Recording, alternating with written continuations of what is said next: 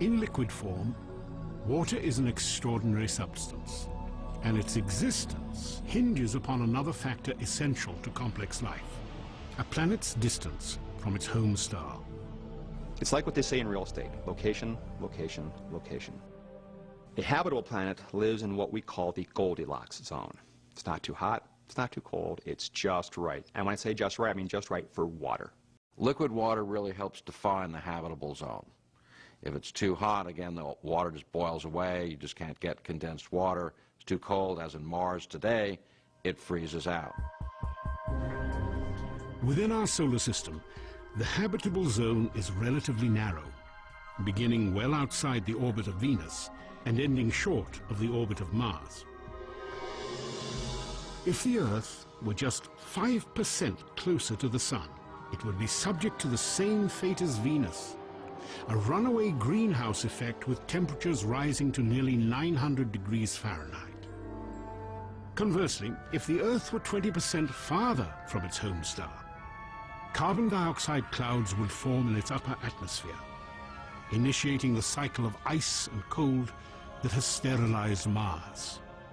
The presence of liquid water is a necessary condition for life, but it's not a sufficient condition. After all, there may be liquid water under the frozen surfaces of Mars and Jupiter's moon Europa, but there's very little chance that complex life is. You see, contrary to what the Copernican principle might suggest, the recipe for life is much more complex than just add water. If a recipe for a planet capable of supporting complex life really did exist, then what ingredients beyond liquid water might be required? The list of necessary factors continues to grow. We live on this paper-thin crust. If the Earth's crust were significantly thicker, then plate tectonic recycling could not take place. The Earth's crust varies in thickness from about 4 to 30 miles. It consists of more than a dozen tectonic plates that are in constant motion. This dynamic geology regulates the planet's interior temperature, recycles carbon, mixes chemical elements essential to living organisms, and shapes the continents. Deep within the Earth's interior, the movement of liquid iron generates a protective magnetic field essential to complex life. If our planet was smaller, its magnetic field would be weaker, allowing the solar wind to strip away our atmosphere, slowly transforming the Earth into a dead, barren world much like Mars.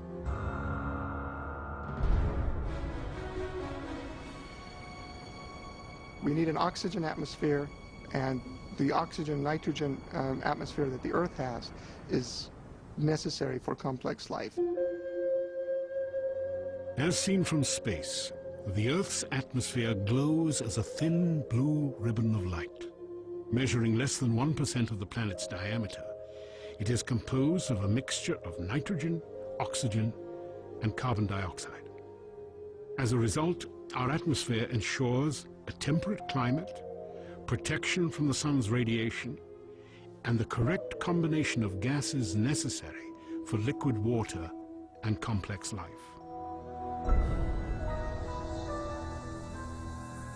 For a size of planet like Earth, our moon is big. The current thinking is that if our moon didn't exist, neither would we. 1/4 the size of the Earth, the moon's powerful gravitational pull stabilizes the angle of its axis at a nearly constant 23.5 degrees. This ensures relatively temperate seasonal changes, and the only climate in the solar system mild enough to sustain complex living organisms. If we find life out there, especially complex or even intelligent life, it will be around a star similar to our own. We orbit what is known as a spectral type G2 dwarf main sequence star. It is well suited for our needs. If the Sun were less massive, like 90% of the stars in the galaxy, the habitable zone would be smaller. To remain within its boundaries, the Earth would have to be positioned closer to its star. Here, increased gravity would lock our planet's rotation into synchronization with its orbit.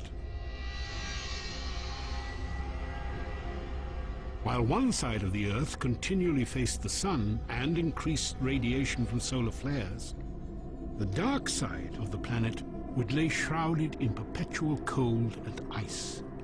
It is unlikely complex life could tolerate these drastic extremes in temperature. A lot of things went right on Earth to have yielded complex life, absolutely. The number of factors that have been postulated has grown. Currently, the typical number you would see is, in a typical list, would have something like 20. We find that we need to be at the right location in the galaxy, that we're inside the circumstellar habitable zone of a star, that we're in a planetary system with giant planets that can shield the inner planets from too many comet impacts, that we're orbiting the right kind of star that's not too cool or not too hot, that we're on a planet that has a moon that can stabilize the tilt of its axis, that we're on a planet that's a terrestrial planet, a planet that has a crust that's just thick enough that it can maintain plate tectonic activity, but it has enough heat in its interior that it's still circulating its liquid iron core so it can generate a magnetic field, that it has an atmosphere that has enough oxygen to allow for complex organisms to survive, that it has enough water and enough continents to allow for the diversity of life or an active biosphere that you need to support complex creatures such as ourselves. All these factors have to be met at one place and time in the galaxy if you're going to have a planet as habitable as the Earth.